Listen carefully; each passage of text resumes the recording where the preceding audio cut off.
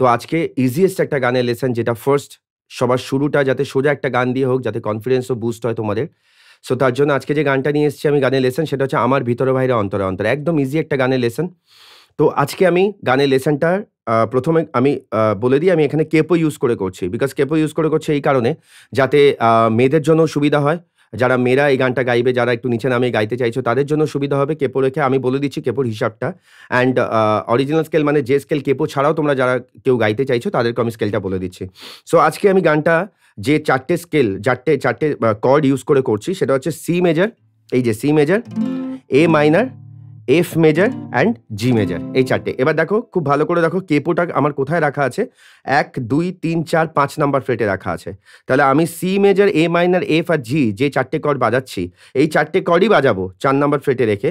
কিন্তু এই কর্ডের এই গানটার কর্ড আসলে কি হবে দেখো আমি হিসাব করে বলে দিচ্ছি। যদি ফার্স্ট ফ্রেটে কেপো রাখতাম তাহলে এটা হয়ে যেত C sharp, D, D sharp, E, F. তাহলে গানটার কর্ড হবে এফ মেজর। যাদের এই কর্ডে কমফোর্টেবল হবে তোমরা কেপো রেখে বাজাবে এটা, কিন্তু যাদের যদি স্টেজে গাও যখন কিবোর্ডিস্ট বা কাউকে বলবে দাদাকে তখন বলবে দাদা এফ মেজর, এফ মেজরে গাইবো।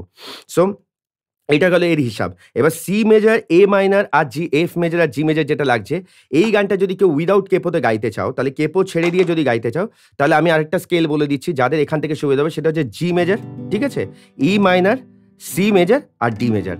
তাহলে জি মেজর যেটা সেটাকে আমি ট্রান্সপোজ করে সি মেজর করেছি, ই মাইনর যেটা সেটাকে ট্রান্সপোজ করে এ মাইনর করেছি, যেটা সি মেজর সেটাকে ট্রান্সপোজ করে এফ মেজর করেছি, আর যেটা ডি মেজর সেটাকে ট্রান্সপোজ করে করেছি জি মেজর। তাহলে আমি আজকে কেপো রেখে দেখিয়ে দিচ্ছি। আমি বলে দিলাম অলরেডি যারা কেপো ছেড়ে বাজাতে চাও তারা জি মেজরে গাইতে চাও জি মেজরে রেখে এখানে গাইবে, কোনো অসুবিধা নেই। সো চলো আমি কেপো রেখে তোমাদেরকে গানটা দেখিয়ে দিচ্ছি আজকে। সো তাহলে প্রথমে গানটা জানো আমার ভিতরে বাইরে।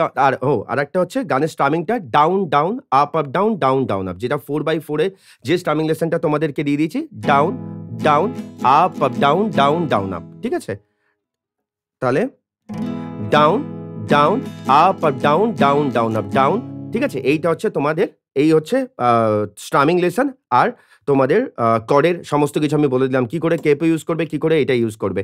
সো এবার যেটা হচ্ছে, যেটা শুরু হচ্ছে যে এবার আমি গানটা লেসন তোমাদেরকে দিচ্ছি। এতক্ষণ আমি বলে দিলাম যে তোমাদের কিভাবে কেপো ইউজ করবে, কে কোন কর্ডে কমফোর্টেবল। আর যাদের মেয়েদের ক্ষেত্রে যদি নামিয়ে গাইতে চাও তত কেপোটাকে নিচে নামাবে, এইখানে নামাবে, তত দেখবে এফ থেকে ই হয়ে যাবে, ই থেকে তোমার মানে এফ থেকে ই, ই থেকে ডি শার্প, ডি শার্প থেকে ডি, এইভাবে তোমরা মানে আমি তাহলে C, C sharp, D, D sharp, E, F. আমি এই যে এখানে আমি ১, ২, ৩, ৪, ৫ নাম্বার ফ্রেটে রেখে গাইছি।